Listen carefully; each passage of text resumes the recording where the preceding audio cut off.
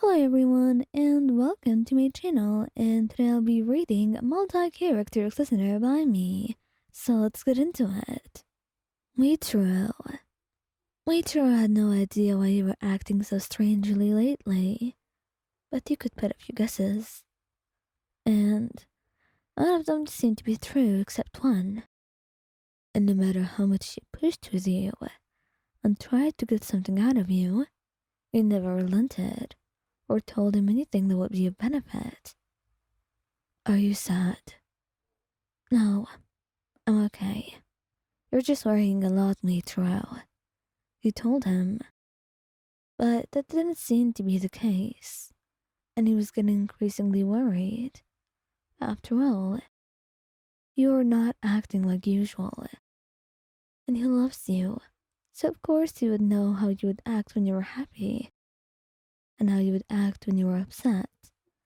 And the way you were acting, it definitely did not read like someone who was not upset.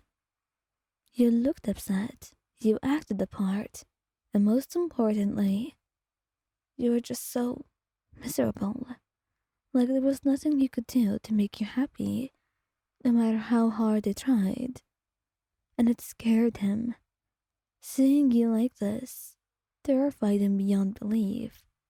He had no idea what to do about it, or what he should tell you, or what he should say. And it all just ended upon him walking into your room one night, only to find you crying on the bed. He immediately sat next to you, taking your face in his hands. Oyan, what's going on? Why are you crying, darling? Don't worry about it. It's really not that serious. I mean, I'll be okay soon. Trust me, Muichiro. And what about now? Am I just supposed to be okay that you're crying like this? I'll be fine. You're worrying about nothing. Don't call yourself nothing, Ryan. Please. He begged, holding you closer. And that seemed to be enough for you to collapse back into tears again. It seemed so easy to make you cry these days. He wanted to know the real reason behind it, why you were acting this way, why you were so upset. And he just held you, kissing your face and trying to calm you down. You've been keeping me out, Ryan. No matter how I tried to reach for you, I was not able to. So please, whatever it is that you're going through, tell me. I don't have to be able to fix it, but I have to be here with you. At the very least, let me hold you when you cry. Let me know when you're sad, so I can share your sadness too. He murmured, and you seemed to just hold him tighter, crying harder into his shirt. And you realized that all you needed in that moment was someone to hold you. You just didn't know that that was the help that you needed most. But next time, you will know. And next time, Muichiro will make sure that he is by your side, right from the very start, so you would not be that sad again. Sanemi. Sanemi was a very direct forward type of guy. If he said something, he meant it. And he helped most people who were like him too. But it was not very easy with you. He didn't know if it was just because being in a relationship was difficult, or if it was a you thing, or a people thing. For the most part, though, people were not honest. He understood that. Sometimes, people could be cowardly and not afford to be honest. Sometimes, it's for other reasons. It doesn't matter to him as long as they're not related to him, as long as they're not affecting him in any way. But you affect him. He loves you, and he knows you love him too. So that the relationship that the two of you share and have, it should not be like this. And You should not be hiding anything from him. Your pain and your sorrow, they should not be left here alone. He knows that, and it upsets him that you think otherwise.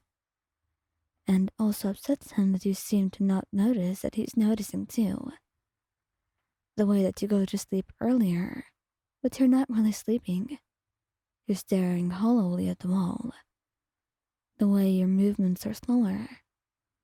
The way you seem to just be staring off at nothing. Upset. And not a smile has reached your face for as long as you could remember in the past 2 weeks. He knew he had to confront you, but every time he tried to approach the topic, it never really worked. So, when he walked in on you and saw you crying, he knew that he had arrived in the right time. He sat next to you, letting out a soft sigh. What's going on? Sanemi, I'm sorry. What are you even sorry for? I'm sorry for being a burden. I'm trying hard not to be. I'm trying my best. But it doesn't seem to be working. Do you hear what nonsense you're saying? No, it's not nonsense. It's real. Look at me, Wayan, he said, and when you didn't look, he grabbed your hands and squeezed them. Look at me. And that's when you looked at him, and saw the love that he had for you in his eyes. I love you. I care about you, and nothing in the world could deter me from that. I care about you, so your problems are not a burden. You are not a burden. You're just a little bit dumb, thinking of that. You know what's really bad, Wayan? What is? The way that you hide things from me. That worries me, because I love you. I want to feel like I'm here with you, and that you're not just existing here with me, and your mind is in a completely different plane of existence. So, you really wouldn't be bothered? I have a lot of things to tell you, a lot of problems.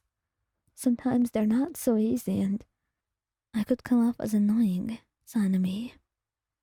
So annoy me. I love being annoyed by you, he said with a smile, kissing you softly, and proving you wrong all this time.